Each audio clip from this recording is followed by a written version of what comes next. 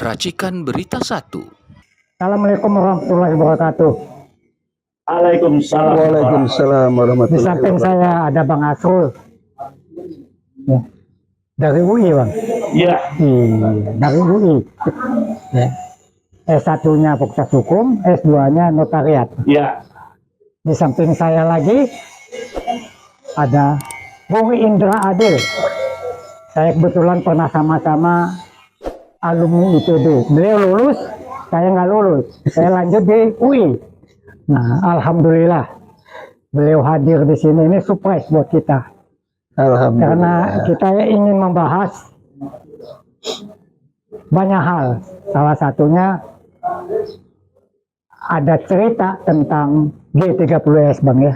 boleh, ya, Nah, ada juga cerita tentang Fufu Papa. ya, boleh, Ada lagi cerita tentang presiden kita ini, presiden internasional apa presiden lokal, Indonesia. ya, Wah, nanti Bung Indra Adil bisa ngebahasnya. Oke, Bung, cerita dulu tentang presiden kita ini bagaimana sih sepak terjangnya. Ya. Nah, Assalamualaikum warahmatullahi wabarakatuh. Waalaikumsalam warahmatullahi wabarakatuh. Untuk kedua kalinya saya diundang UI Watch dan ini suatu kehormatan buat saya. Terima kasih. Kalau sebelumnya saya diberikan tema tentang pertanian dan memang bidang saya senang sekali. Sekarang saya dikasih tema politik. Sebetulnya kalau bidang pendidikan saya nggak ada di sini. Tapi kan sering membuat buku membahas Ya. tentang politik. Hanya saya memang punya modal. Waktu saya mahasiswa saya aktivis. Oh, Gitu. Jadi setidaknya saya tahulah tentang politik ini. Sekarang ini banyak orang bertanya-tanya. Presiden kita ini Prabowo sebetulnya maunya apa? Nah, itu Ya dia. kan? Mau kemana? Mau kemana? Gitu kan. Kalau dari ucapan, omong-omong tuh kita tahu semua udah. Udah. Ya. Hebat kali lah ya. Ya hebat kali lah. Bahkan di dalam ADART Gerindranya saya baca dia menentukan akan kembali ke Undang Dasar 45 yang kita asli. dukung. Wah, keren itu kan. Keren. Karena memang kita selama ini dikacaukan oleh Undang-Undang Dasar 45 palsu. Palsu. Ya. Palsu karena Palsu. itu 90% itu berbeda sama sekali dari Dengan yang Undang-Undang asli. Dasar 45 yang asli. Artinya, Undang-Undang Dasar 45 yang sekarang ini tidak ada sama sekali nuansa kebudayaan kita di dalamnya. Oke. Kita seperti menghilangkan sejarah. Nuansa gotong royong udah Ya, nggak ada. tidak ada. Musyawarah. Betul. Nggak ada. Gimana? Kesaudaraan nggak ada sama sekali. Itu betul-betul nuansa politik liberal. Oke. Yang kuat, yang menang. Yos. Dan itu sama sekali bukan budaya kita. Bukan budaya kita. Tidak Setuju ada. banget. Ya, betul. Jadi antara niat dari Gerindra, omongan dari presiden kita Prabowo dengan yang dilakukan ini seperti berlawanan, bertentangan. Ya. Kita sama tahu rezim Jokowi ini sebetulnya membuat Indonesia sangat-sangat terpuruk. Saya juga tidak tahu betapa luar biasanya, maksud saya tidak tahu tuh dari mana asalnya ini manusia. Betul. Karena betapa rusaknya kita. Di setiap lini kita rusak. Di setiap tingkatan level kita rusak. Mau birokrasi, mau usaha, mau hukum, rusak Ekonomi. semua kita. Ya. Saya coba mau tanya, lembaga hukum mana di Indonesia yang bisa kita anggap masih Netral. bersih dan sesuai dengan tupoksinya sendiri-sendiri? Ya. Kejaksaan, KPK, polisi, tidak ada sama sekali yang kita bisa andalkan. Kita harapkan. Semua kacau. Tidak ada petunjuk yang jelas, tidak ada keberpihakan kepada rakyat. Jadi artinya, yaitu Jokowi membuat kacau birokrasi Merusak pemerintah. segala-galanya. Ya. Kemudian bukan peradaban, kebudayaan kita yang tadinya ada tepos liro segala macam itu sekarang nggak ada. Pokoknya rakyat, gue tindas.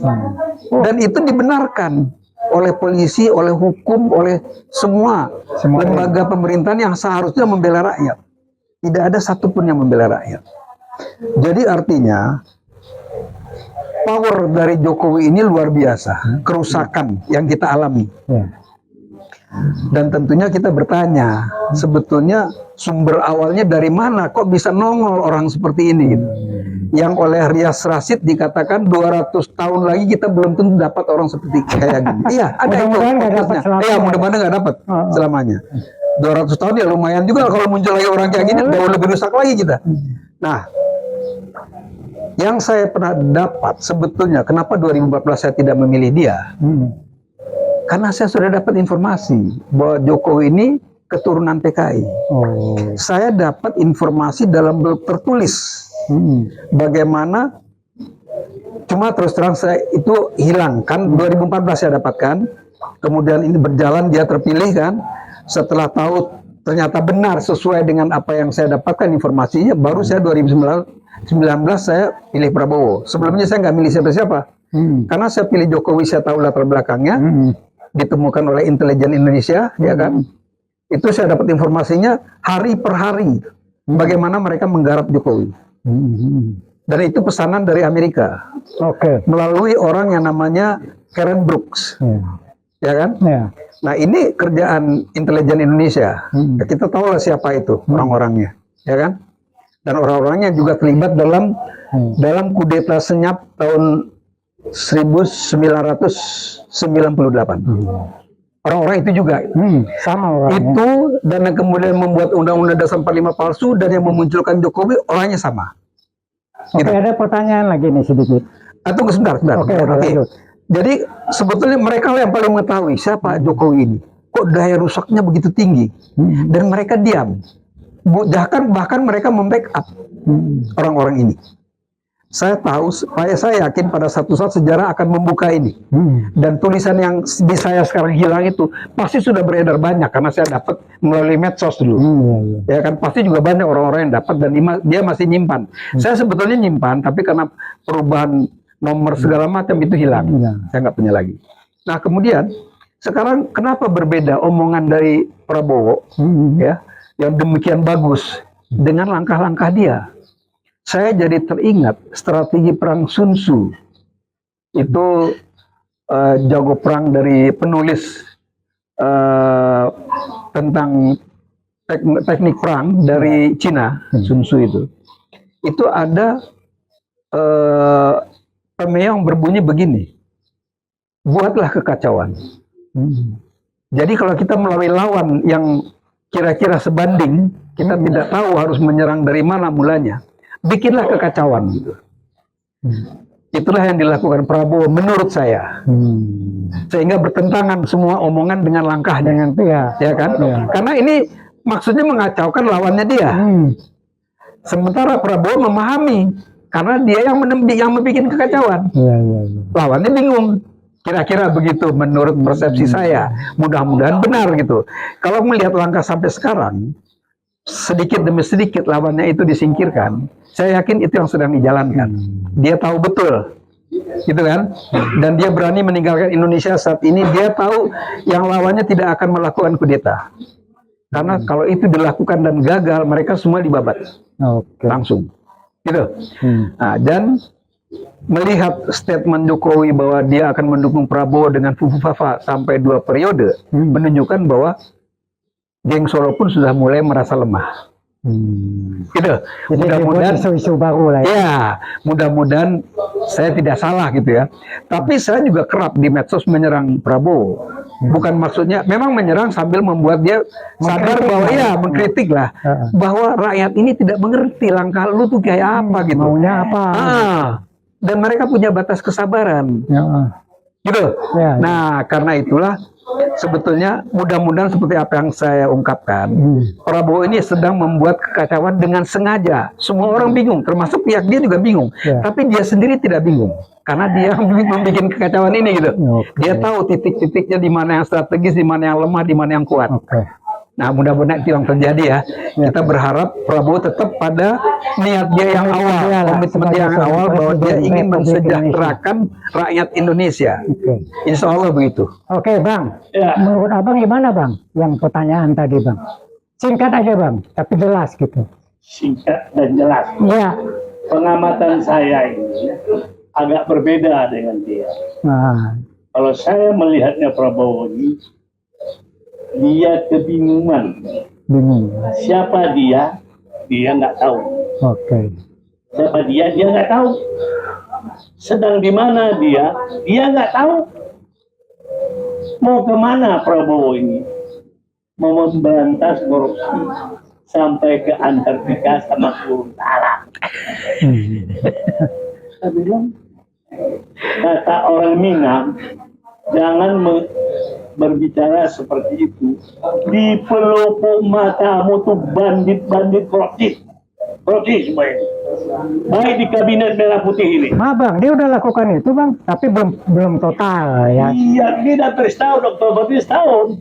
Di pelupuk matanya itu Jokowi itu menurut dugaan saya 11.000 triliun ada uang di kantongnya. Ingat, diskusi di Hotel Bidakara. Saya masih ada 11.000 triliun. Itu target yang menurut saya ini sudah. Selama memerintah 10 tahun dia mesti dapat uang 11.000 triliun. Untuk apa? Pikiran saya jauh ke depan. Kalau bahasa Jermannya das Sollen. Yang das Sein ini yang berapa? Dari gubernur aja ada berapa? Menurut si Betol. Orang PDIP yang sekarang saksi ijazah palsu. Kenapa? Dia bagaimana menaikkan anaknya ini jadi presiden, ngantuk jadi gubernur segala macam, perlu uang. Jadi kekuasaan ini tanah diperjualbelikan, semua diacak-acak. Manusia presiden di Republik tahun 45 dialah paling brengsek. Jokowi ini di mata saya. Biadab lah bang. Biadab. Oh. Patut dihukum, ditangkap. Kenapa jauh-jauh? Tangkap Jokowi, selesai. Selesai periksa dana pun. Udah berapa? Si Noel, si Nadiem yang bercerita uang store Jokowi, Yakut store sama Jokowi, Dirut Pertamina Karen, perintah Jokowi Karen. Belum lagi Menteri Perdagangan yang lain-lain store sama dia. Kurang apa ya? Kurang apa? Uang itu. Belum di DKI aja. Jadi di rumah Jokowi itu bunker. Ada duit situ. Oke bang. Bukan oke dulu. Tunggu dulu dikit tanya nih. Ya.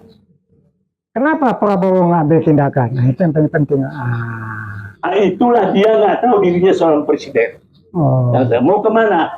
Dia nggak tahu dirinya presiden. Maka saya katakan, saya bertemu dengan almarhum masih hidup kunjung Pak Harto bulan April tahun 95 kalau tidak salah, saya ketemu di Berlin.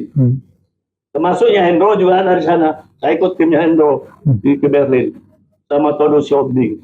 Ketemulah Pak Sokat saya di sana. Saya nunggu Pak Harto dari tanda pesawat di Berlin itu. Sama-sama orang Bais. Lantas malam Pak Sokat ajak Todo Sombing waktu itu pangkatnya Brigjen. So, mari kita lihat Berlin by night, Berlin waktu malam. Iya kita bertiga sebelum lihat apa striptease di Berlin. Baik kali ya bang nih. Ya, tapi kalau pejabat apa tuh cuci mata di Oh. Iya. cuci mata. Itu biasa bang ya? Oh, Biasa itu. Lampu merah lihat juga biasa. Iya. Pejabat macam seperti kuda lepas kandang. Iya. Duduk di kafe Pak Sokat. Saya senang ketemu Pak Sokat. Maaf, Sokat Banjaran Sari ya? Ya, Oh. Aspi Soeharto. Ya. Ingat saya. Kamu tanya kalau di Jakarta nggak bisa ketemu Pak Sokat. Kebetulan di sini saya bertanya Pak Sokat. Pak Sokat ini tentu tahu akademi militer yang berbobot untuk masa depan. Feeling saya mungkin Pak Harto akan mencalonkan akan menjadi pengganti dia Prabowo ini. Terus pertanyaan saya, Prabowo ini Pak Sokat pintar atau cerdas? Bapak yang tahu apa kata Jenderal Todo Sobing? Kok itu pertanyaan lo? Ya Pak Akademi dah, yang militer akademi ini dia tahu semuanya. Iya, iya, iya. Pasti dia tahu ada buku besarnya. Ini pintar, ini Ya. cerdas, ini sedang, ini teknik. Ada datanya semua ya. Ada datanya sama dia. Nah, itu jadi pintar enggak, cerdas pun enggak. Capek juga saya sama dia. Jadi dia tidak cerdas. Nah, Iya, iya, iya, iya. kenapa itu katanya Ron? Saya mau tahu siapa pemimpin militer ini atau presiden yang akan datang. Melihat dia. Nah, di situ terbukti dan jadi presiden dia Sesuai sesuai dengan arahan pernyataan Soekarno. kenyataan. Nah, itu saya lihat dia. Kalau kita tuh melihat orang, dia harus tahu dirinya siapa, sedang di mana, mau kemana. Mau kemananya dia sudah tahu, mau beratas untuk mensejahterakan rakyat Indonesia. Ya sama lah kayak bapaknya. Bapak itu tahun 60-an dulu zaman Soekarno. Dan dia bapak itu paling disenangin, terutama masyarakat Minang pengusaha kecil. Di Sumatera Utara, di Medan itu. Kalau nggak Pak Mitro, nggak hidup ekonomi orang Minang di Medan itu. Oke Bang, kembali ke pertanyaan kita tadi. Jadi menurut Abang, Prabowo ini bingung. Nah, Bingung. Saya sarankan dia angkat penasihat politik. Ini diangkat itu pengkhianat. Kalau menurut saya dia pengkhianat. siapa tuh Bang? Itu anak UI juga kita. Dia penjilat Jokowi. Masa Oke. tukang ramal, tukang nggak tahu. Pembikin apa yang palsu itu? Saya nggak tahu, ada psikolog dia. Bukan anak IPB tapi ya. Bukan Kodori. Iya, iya, iya. Kodori. Yang mengusulkan Jokowi 3 periode. Bayangkanlah, penjilat itu benar. Rusak dibuatnya sama periode. Kalau- Akan jadi KSP. Kalau saya nilai itu nggak punya moral loh. Oh itu nggak punya moral, betul. Pengkhianat itu. Pengkhianat tuh bilang. Prabowo harus pecat itu orang. Hati-hati, itu musuh dalam selimut. Itu sudah tepat. Selimutnya yang tebal gitu Bang ya? Hah? Selimutnya yang tebal ya? Iya. Nah, itulah. Makanya dia harus penasihat politik. Saya usulkan dia penasihat politiknya, kritikus yaitu Rocky Gerung. Oke. Punya wawasan, ahli, Cerdas. cerdas. Itu orang cerdas. Itu maunya kita Bang. Ya. Ya. Tapi Kalau mau ingin dia selamat, yang namanya orang politik itu kan banyak bisik-bisiknya Bang. iya. Tapi dia nggak berpolitik. Rocky Gerung nggak ada punya partai. Dia bukan orang yang berpolitik. Sama dong dengan kita nih. Kita nggak ada punya. Kita bukan orang politik, Bukan orang bukan politik. politikus, bukan anggota partai. Bukan. Nah, Jijik aku lihat partai aku yang dulu. dan tidak ada transaksional Bang ya? Nggak ada. Nah, Aku di DKI 3. Aku berantas koruptor. oh tuh. Mereka Waktu loh. aku jadi anggota dewan. Oh tuh. Lawan aku si Poka. Makanya waktu jadi gubernur, karena aku berlawan sama si Poka, Jokowi aku pilih. Kawan aku mendukungnya Poka. Ya. Sorry ya, aku tidak berseberangan dengan Poka. Aku dukung Jokowi. Kau boleh berkawan, tapi aku dukung dia. Aku mau lihat dia sampai kemana dia. Nah itu gara-gara Abang itu jadi begini Bang. Bukan. Ya aku dukung dia. Dan aku mau lihat, karena Poka sama aku underestimate. Oh. Ngancam-ngancam aku, dia pikir aku takut. Dia nggak tahu permen Medan Bang ya. Pedas ya. Pokok itulah, padahal aku mau dukung dia, tapi cuma dari awal. Oke, Bang, aku belum dapat jawaban yang konkret nih tentang Prabowo ke dalamnya kayak apa. Iya, iya. Keluarnya itu kita udah oke lah ya. Dia memang presiden, bukan hanya presiden Indonesia, tapi juga presiden dunia. Ya, ya. Sikapnya itu mengangkat marwah Indonesia. Mana yang di dalam negerinya itu di mana? Saya sebentar Bang, ada panggilan. Sebentar aja. Ya, ya. Bagaimana pendapat kau? Jadi, marwahnya. Iya, betul. Itu harus Bisa kita nggak? kita harus akui, Bang. Nggak, Bagaimana aku pendapat? tidak. Oke, nggak apa-apa. Aku. Oke. Kenapa aku tidak? Sepanjang Gibran di samping dia, tidak karena zero dianggap orang dia. Ya, ya. Itu aja. Oke. Tapi kalau Gibran Ada. sudah di samping ditendang, dilengsarkan, baru Ya, ya. di bawahnya di luar negeri ada. Oke, gini Bang. Itu kan pendapat Abang ya. Oke. Realistis. Banyak Makanya- orang bikin ya. angket juga. Bagaimana di luar negeri? Oke. Aku aja Oke. di luar negeri. Sekarang dari beliau dulu, Pak. Jadi saya Tadi sekarang belum tuntas, Pak. Oke. Jadi menurut pandangan saya, Ah, apapun juga alasannya, Prabowo telah mengangkat harkat bangsa Indonesia di luar negeri, setuju banget. ya kan? Dan mengenai di dalam negeri, itulah seperti yang saya katakan tadi. Tampaknya nih, ini namanya orang jalanan ya, kita mengamati dari luar ya. Tampaknya Prabowo ini tersandera dan saya tidak tahu oleh apa tersanderanya. Gitu loh ya. Oke. Karena awalnya dia ingin membentuk kabinet sesuai dengan keinginan dia. Begitu dia menghadap ke Jokowi di Solo, baliknya berbeda sama sekali. Nambah. Bukan nambah, mengganti malah. Orang-orang yang tadinya sudah disiapkan jadi nggak jadi, justru orang-orang Jokowi yang banyak Sakti masuk. kalau kita Jokowi. Ya, sakti. Dalam pengertian ada sesuatu di Prabowo yang membuat dia lemah di hadapan Jokowi. Oke. Prabowo menyadari itu. Karena itu dia belum berani untuk secara frontal melawan geng Solo ini. Karena Panglima di bawah Jokowi. Kapolri di bawah Jokowi. KPK di bawah Jokowi. Kejaksaan Agung di bawah Jokowi. Jadi si Prabowo pada saat dia naik itu dia hanya menjadi orang yang asing dengan dunianya. Padahal itu kabinet dia gitu. Ya. Nah, jadi saya melihat karena dia pernah di Kostrat, mestinya dia juga ahli strategi gitu dalam pikiran saya ya. Karena itulah saya melihat dia menggunakan teorinya Sun Tzu. Buatlah kekacauan sehingga lawan kita menjadi bingung, tidak tahu mau melakukan apa. Sementara karena kita menciptakan kekacauan itu, kita tahu persis di mana titik-titiknya. Dan saya lihat hari demi hari, ya, bulan demi bulan, apa yang dilakukan Prabowo mulai mendekati apa yang dia pernah omongkan, gitu. Jadi saya masih intuisi ya, masih percaya gitu, masih berpikir bahwa dia memang ingin berbuat sesuatu yang dicatat dalam sejarah dia berbuat baik untuk bangsa ini. Gitu Menurut kira-kira. Abang gimana, Bang? Singkat aja, Bang. Menurut saya, ini yang namanya bertele. Ini pekerjaan simpel dan mudah kalau jadi presiden. Siapa rakyat udah mendukung dia kok? Pendukung Anies yang dulu semua mendukung dia kalau dia bertindak. 100% aku yakin. Kecuali Kodori kali, Bang ya. Kodori itu musuh selimut dia. Oke, lanjut, Bang. Kodori nggak usah dibahas lagi, Bang. Oke.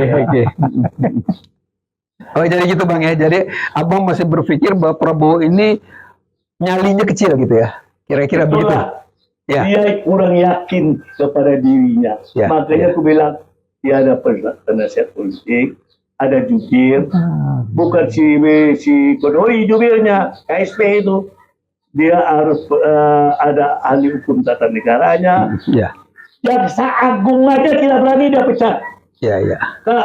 KPK aja, KPK Jokowi tidak benar. Jadi itu Bang, Polisi aja nggak berani. Ya, oke. Gampang kok. Oke gini Bang, itu maksud saya begini Bang. Justru menghadapi itu dia istilahnya berpolitik, ya kan, dia bermain secara smooth supaya tidak terjadi gejolak yang bisa mengorbankan rakyat banyak.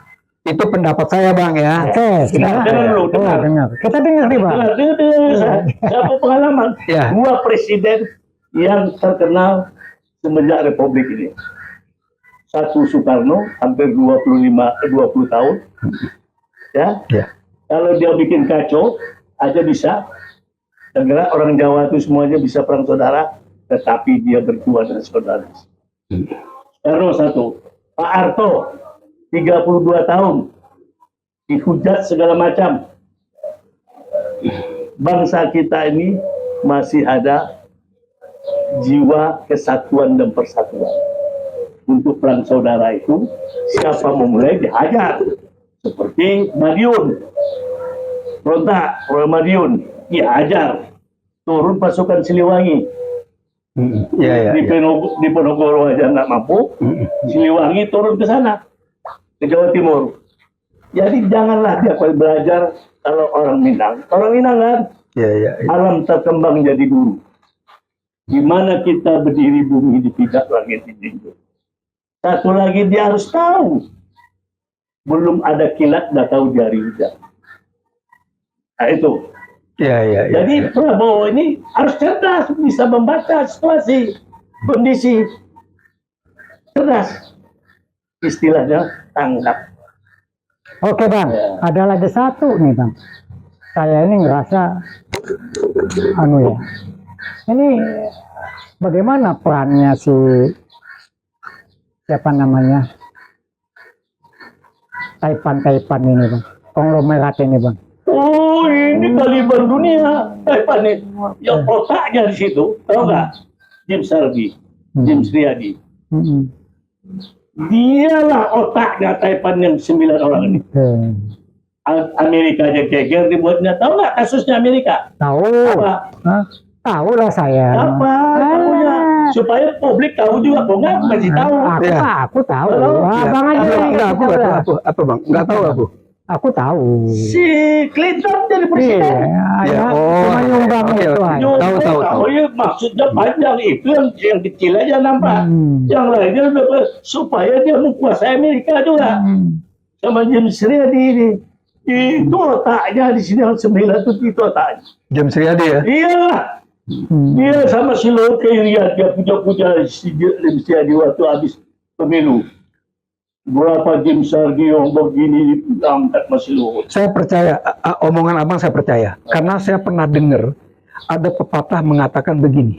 James Riyadi itu setiap hari kerjanya menipu bangsa Indonesia. Ya, Ah. betul. Saya Cuma Sabtu sama Minggu tidak. Lalu saya tanya, kenapa? Karena dia menipu Tuhan.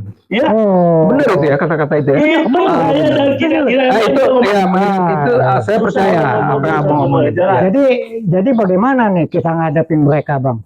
tergantung Prabowo. Soal Prabowo punya kekuasaan, dihentikan itu kegiatannya. Oke. Itu seperti ASN, siapa Aguan? Aguan itu aku kenal tahun 74. Kantornya di Lama kali Bang, 74 Bang. Ya. Abang belum jadi siapa-siapa tuh Bang. Oh, jadi penyuluh. Oh. Backingnya siapa? Tentara Bang. Iya, tahu. Polisi tentara ya. Tertulis besar di kantornya itu di Gunung Sari itu, di AIP itu. Yayasan Kobame. Di situ lagi. Buan, ini apa artinya Kobame buat? Komando Baret Merah. Juga, jadi kerjasama, ya kerjasama. Oh enggak, aku tangkap polisi. Jadi. Nah, menurut Bang Anu gimana? Wah, Waduh, ini tentang Taipan ini. hebat sekali ya. Saya dengar sama dia di 74 aku datang. Baret Merah pendukung backingnya. Kobame. Iya, tahu ya. Saya saya tahu. Apa singkatannya Komando Baret Merah? Ya, aku tahu itu. Tapi bahwa dia membackup Aguan itu, aku nggak tahu bang. Dia penyuluh alat elektronik, punya toko di Lodo. Abang ini bisa menjadi fitnah loh bang. Nah, jadi aku ketemu sama dia tuh ada apa? Kirim ini sama kue ya. Iya. Bukan jadi fitnah, aku kenal 2 di tahun 74 tuh yang jago penyelundup. Satu Aguan, Satu Robi si Cahyadi. Kenteng. Oh, bukan Robi Cahyadi ya? Robi Cahyadi, satu juga mobil. Oh. Nah, dia mobil dekat rumah aku di Bogor rumahnya dulu. Robi Cahyadi itu. Cina Solo juga. Nah, itu mobil. Diperangat, mahasiswa, orang kedutaan, bawa barang pindahan. Itu kerjaan Robi. Kerja tekstil, itu si Kenteng, Cina Padang. Jadi artinya kita ini sekarang dikuasai oleh para penyelundup. Iya, orang tahu tuh Masya aja udah Allah. tahu kok. Ngeri juga bang. Supaya tahu. Nah ini G30S mau meledak aja aku udah tahu. Sebulan mau meledak aku dari Brimo. Jadi dibilang pula Pak Harto yang sebulan mau dibunuh Pak yang ini jenderal ini udah tahu.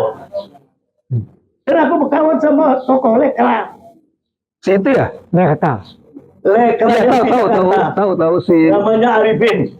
Oh enggak. Berkantor di Jalan Kenanga.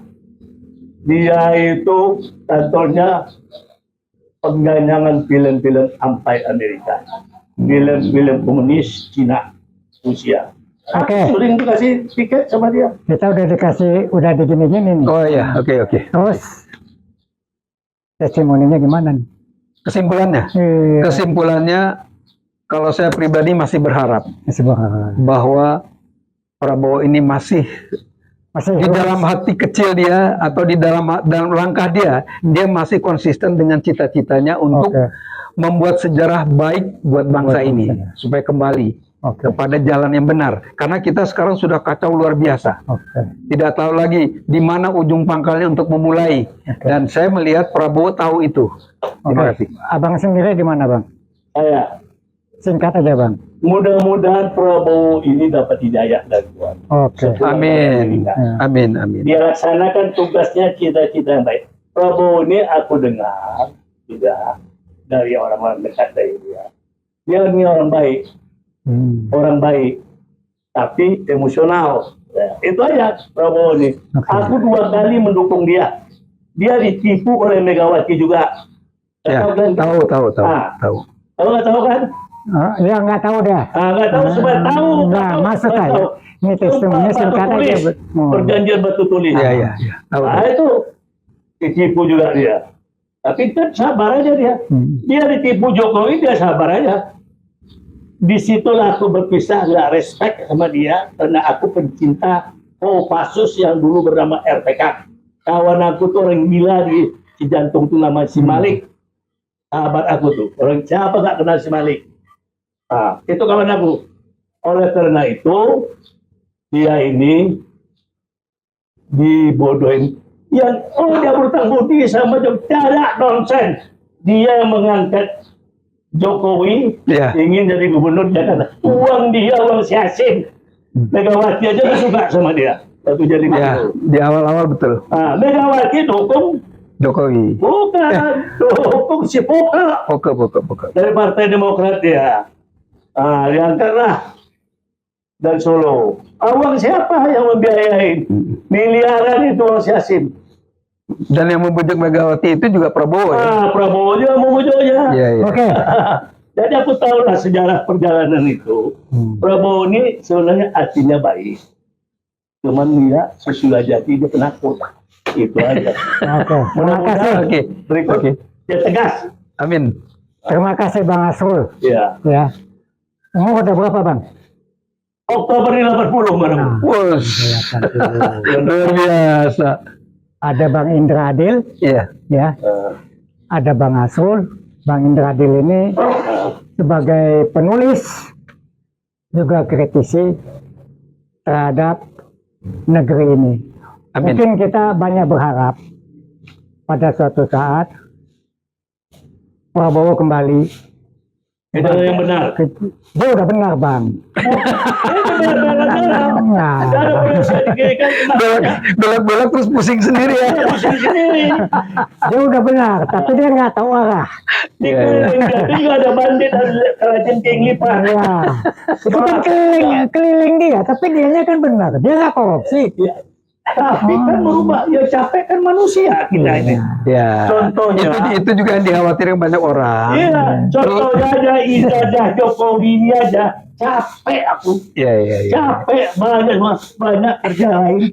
Masa ini aja nggak supir tangkap? Dia lakukan itu Bang, dia diamkan. Itu biarin aja lah, supaya orang tahu siapa Jokowi. Iya. Jadi ya masa bodoh aja, bukan dia berarti tidak ngerti, dia ngerti, malah dia bermain. Berarti Bang Boyeng masih sepaham sama saya dong ya? Paham. Alhamdulillah. Saya dukung Prabowo itu 2 tahun loh Bang. Iya.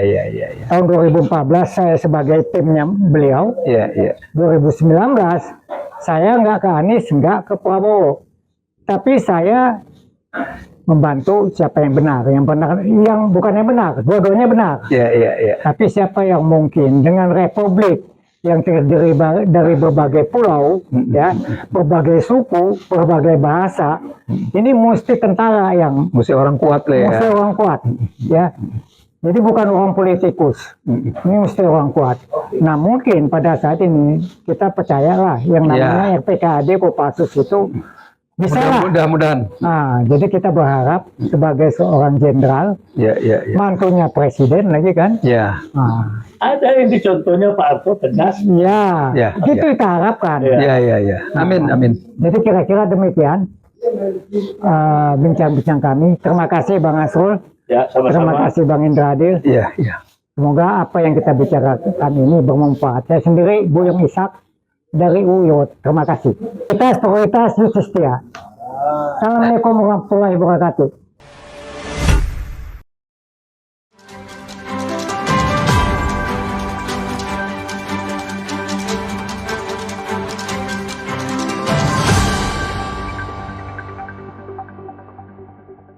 Racikan Berita 1